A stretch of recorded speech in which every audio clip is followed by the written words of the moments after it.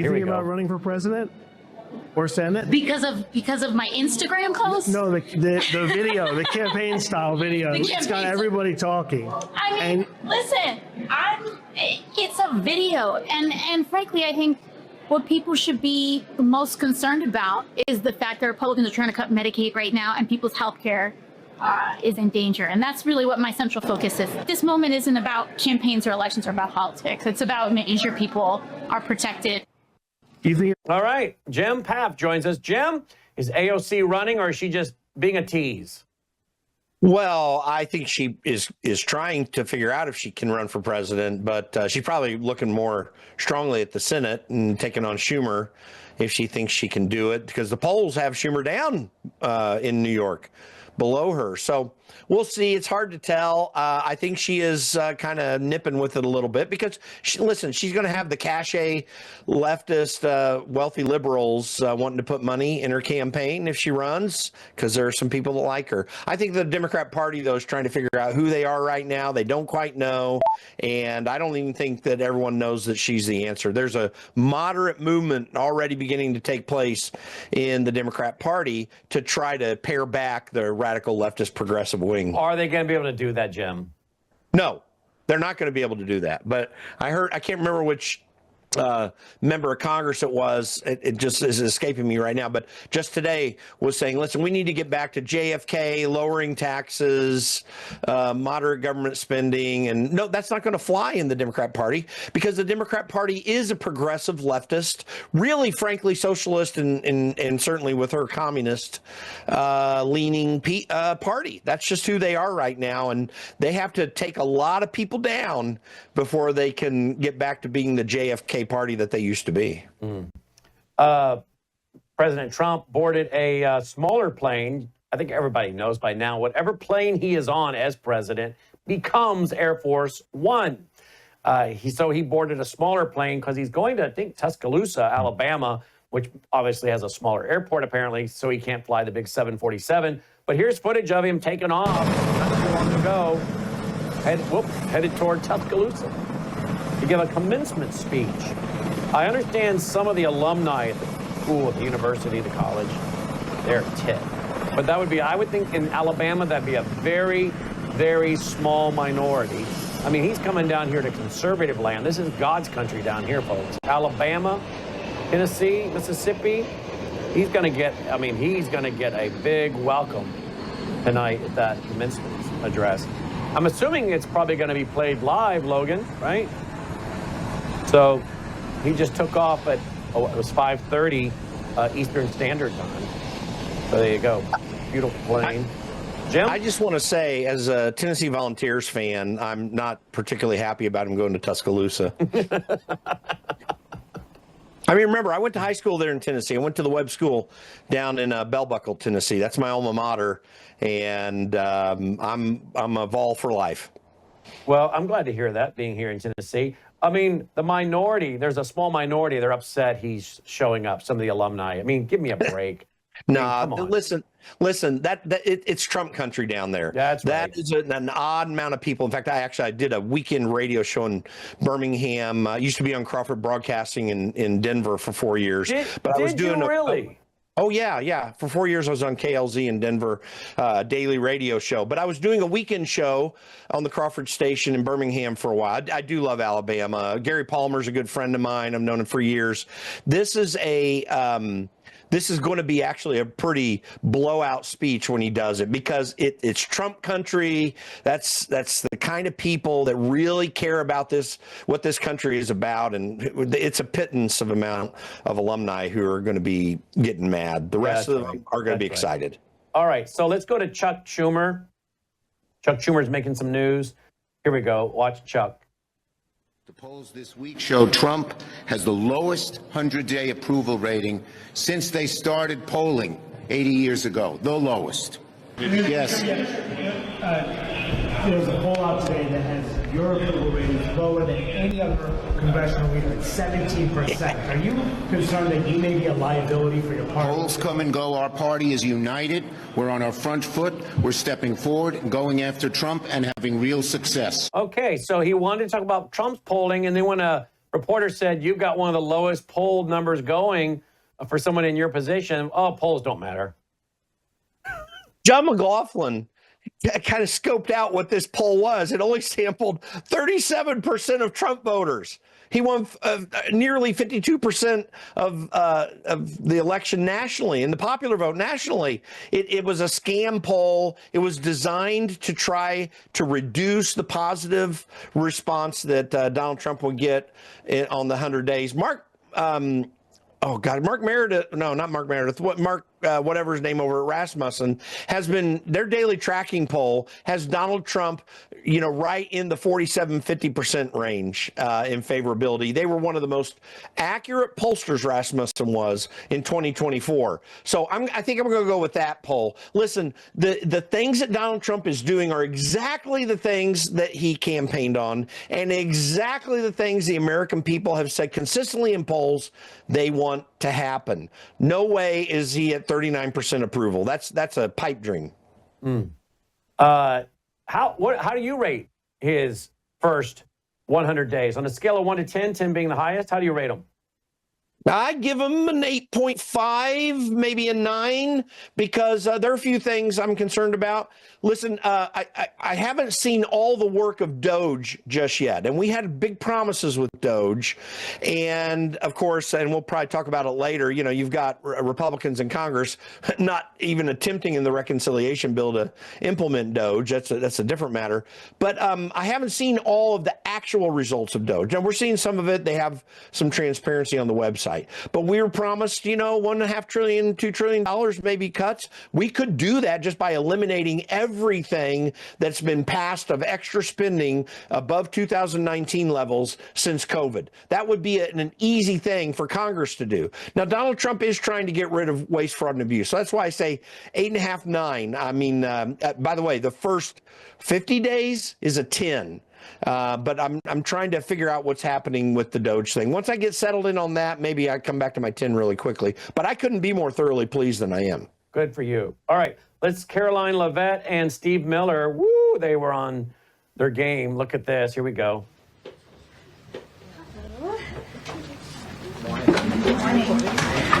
Good morning, everybody. We're capping off the first 100-day week with our morning briefing. How does everybody feel? You like the morning briefings? Okay, we do too. That's why we're doing them. It's good to see all of you. I brought a friend out here today who's happy to take your questions. But first, some remarks. At 11 o'clock. Sorry, I'm going to skip ahead to Stephen. Let's see if we can get to Stephen, because Stephen had a little message for him today. Let's see if we can get Stephen, Logan. See if we can get Stephen up here. National security. And last. To secure our homeland. Okay, here we go. As we gather this morning to continue our celebration of President Trump's unprecedented and historic first 100 days in office, what are without doubt the greatest 100 days to begin any American presidency in the history of this nation. This week, you've heard about the historic actions President Trump has taken to secure our homeland, to secure our sovereignty, to secure our economy and our supply chains and our industrial base. Today, you're also going to hear from me about what President Trump has done to secure our values, our culture, and our way of life from the unwavering assault from the radical left and the communists and the Democrat Party. One of the most significant... Can we stop right there? And the communists in the Democrat Party. Woo! God bless him for saying that, because that's what this is, Jim. The communist approach is not only restricted to the form of government that they would like to have, and that is essentially a combination or somewhere around a Maoist and Stalinist, somewhere in that area type of governing system. And frankly, there's many aspects of that there are real Democrats who would like to have. We just saw this with the censorship industrial complex, for example, and many other things. That's what they'd like to do.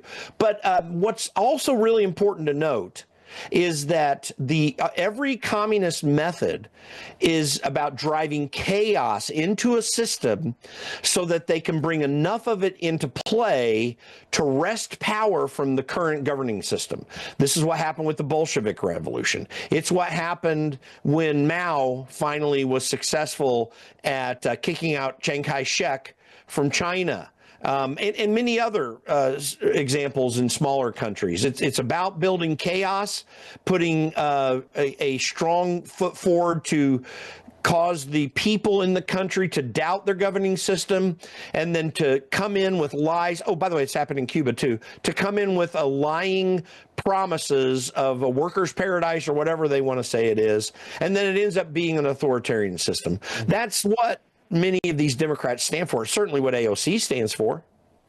Let's see what else he says here today. Crises that President Trump inherited upon taking office was the wave of racial discrimination, so-called diversity, equity, and inclusion policies that have taken over both public sector and private sector entities all across the United States of America. Perhaps the most dramatic example of this is that our air traffic controllers were being hired and promoted based on race and gender, not their ability to conduct our nation's air traffic.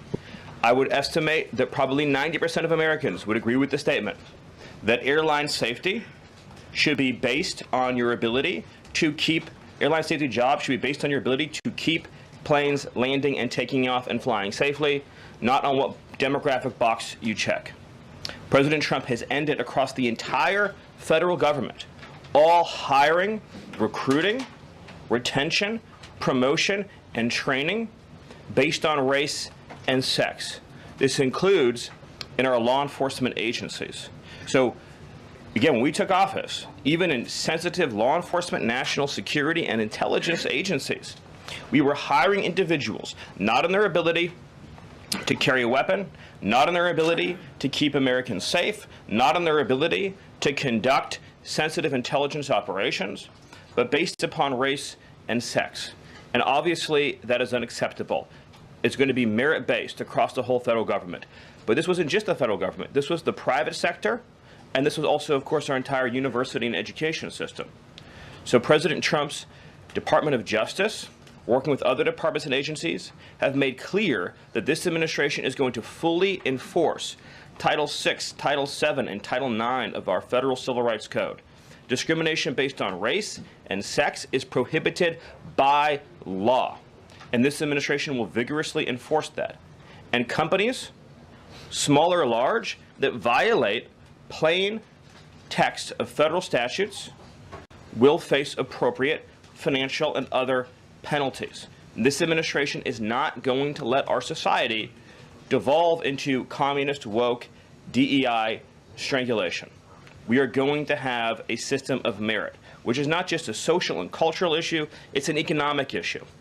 When you hire, retain, and recruit based on merit, as President Trump has directed, you advance innovation, you advance growth, you advance investment, you advance job creation, you create the best and safest product for all Americans. Yeah. I mean, sanity has returned to the podium at the White House in the last 100 days, has it not? Oh, listen, I was able to listen to this entire press conference with him there. It was a tour de force on the facts, on the reality.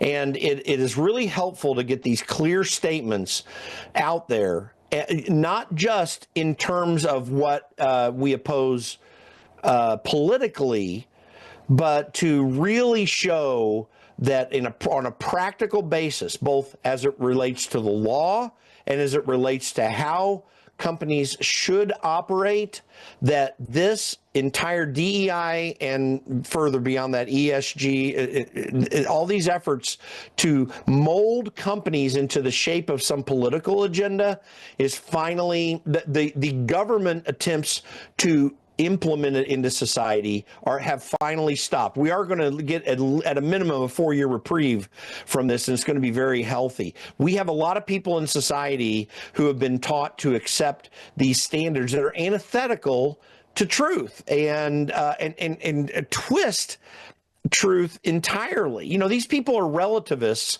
until they go up to a stop sign or a stoplight.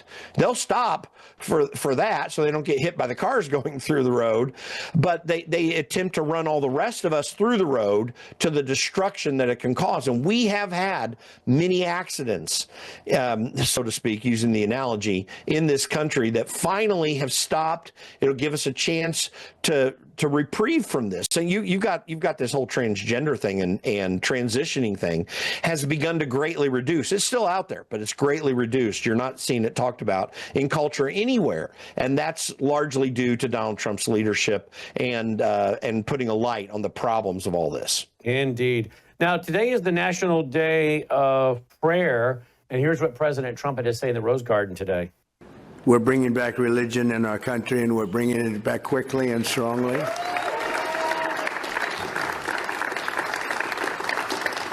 Because for America to be a great nation, we must always be one nation under God, a phrase that they would like to get rid of, the radical left.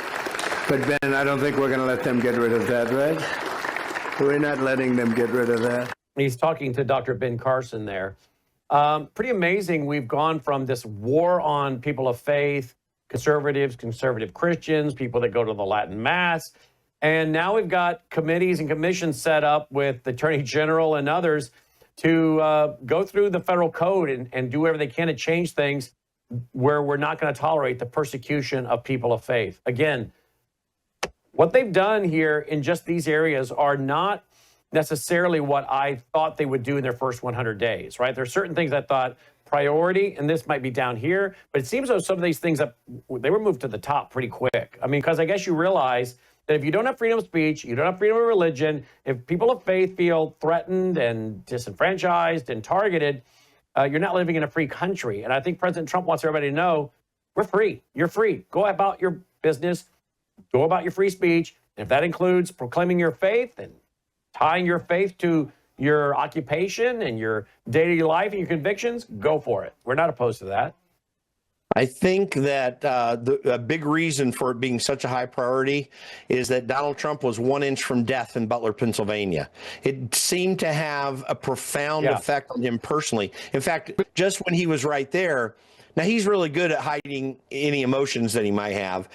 And he may have just been trying to make sure he could catch his place on the page because he usually uses the teleprompter. But it did seem that he was making a personal pause there for just a moment. I think he feels this, even if that's not what that was. I think he really does feel this. I think he understands how important this is now, maybe more than ever in his life. I feel good for him that that's the case, even though I wouldn't put him through what he went through to get there. But there is no liberty.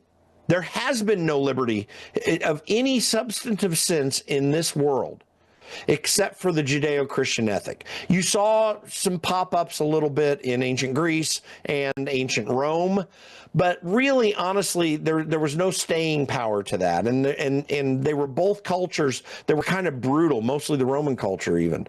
But we in the West, even with all of our faults, have built a culture that, by and large, at least past the Middle Ages, the brutality went away and freedom and liberty came to people to be able to advance their livelihood, particularly from the 16th century on. And we should be thankful for this. There's nothing like the kind of liberty we understand that has ever existed in this world, in all of history, except what has been happening in the West, and particularly in the United States over the last 300 or 400 years. Mm.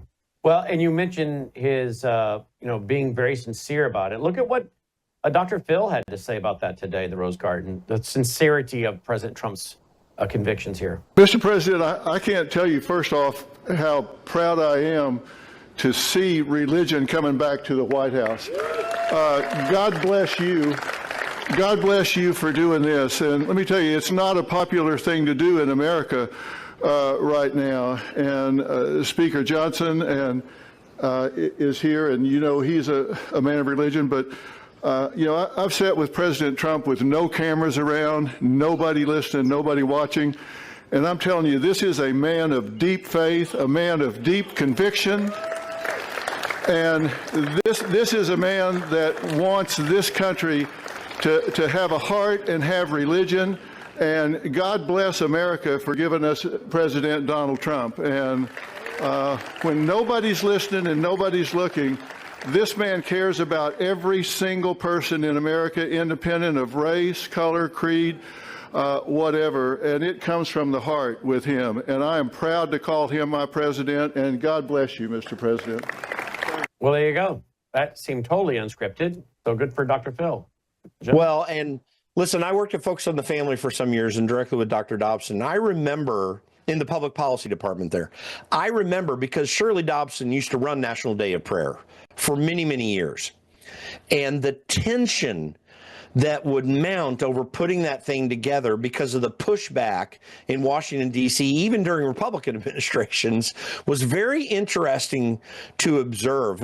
Whenever the roll-up would come, that tension would rise. Now, she handled it very gracefully and very competently and capable because she is an amazing woman. But, you know, that what has been a problem in this country for a long, long time. We relied on God's grace and favor. We appealed to God's grace and favor amongst many presidential administrations all the way back to our founding.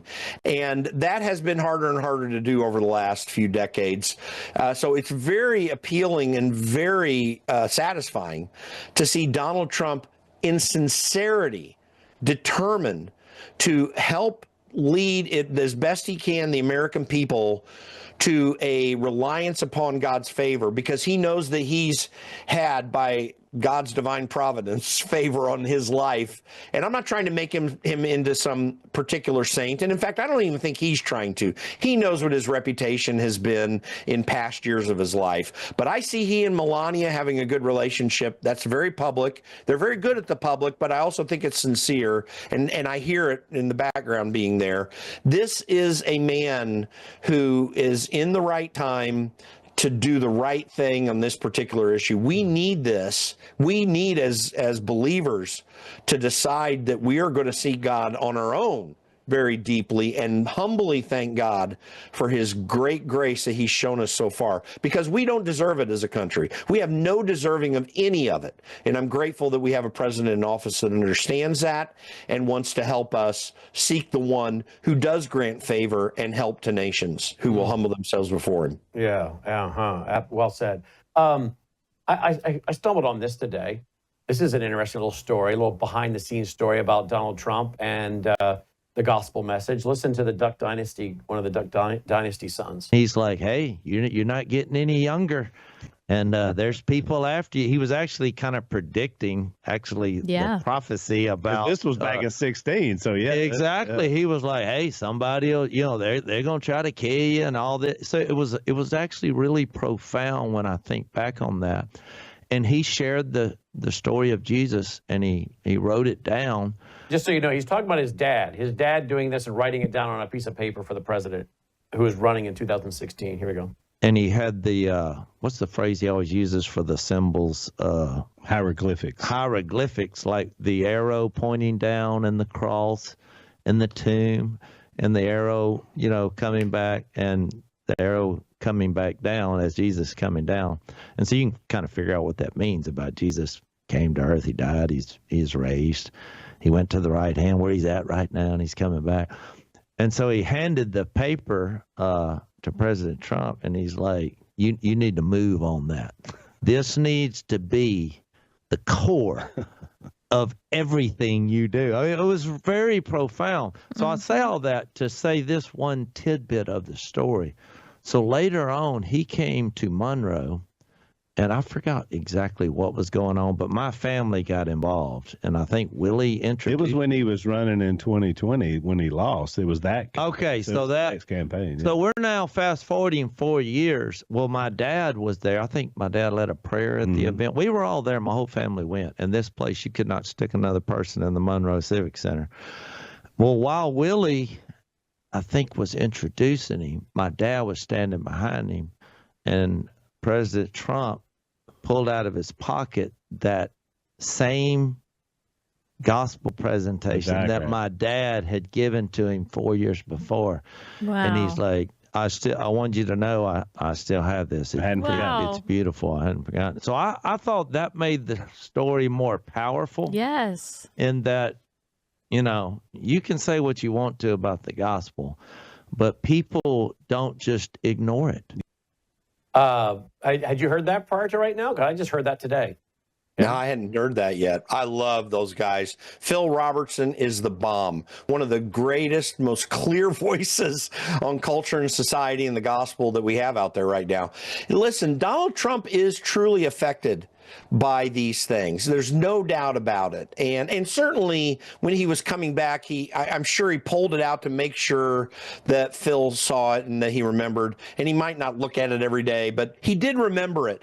And this is really something that Christians have lacked in society. We have had a progressive movement, documented, by the way, by my sort of friend Megan Basham in Shepherds for Sale. We've had this progressive movement to try to take over the church that's failed, especially after Christianity Today made their stupid flop on Easter, which is another story. But this is really a problem that we've begun to overcome if we are willing to just make these simple moves as people who express faith in Christ and just show the love of Christ throughout the world, and also the firmness of reality. I mean, there really is judgment on nations that turn away from him and that act in the pagan way that the vast majority of Democrats do. I mean, it's really a pagan move to take over the nation and to kick out anybody of Christian faith. But followers of the way need to stay firm, push forward, get involved in your culture, get involved in politics, just get involved in your office and just talk to people in the same manner that Phil Robertson did. You can radically transform this country very quickly, because the power of the gospel of the kingdom is not something that can be stopped. And it is something that if we just humble ourselves and pray, we could have restored in this nation. We just got to take the steps, every one of us individually. Yeah, grace and mercy are really only extended to those who repent, right? I mean, we all have grace and mercy in that we can take another breath, right? That the rain falleth on the fields of the righteous and the unrighteous. So there's that general grace. But yeah, if our country really wants to see healing, there needs to be that repentance for the amount of grace and mercy we really need. And because I think God can actually be extending grace and mercy to us as a country and those of us that are trying to do that and are doing that, but also be judging our country. I think our country can be seeing grace and mercy while also being set up for judgment.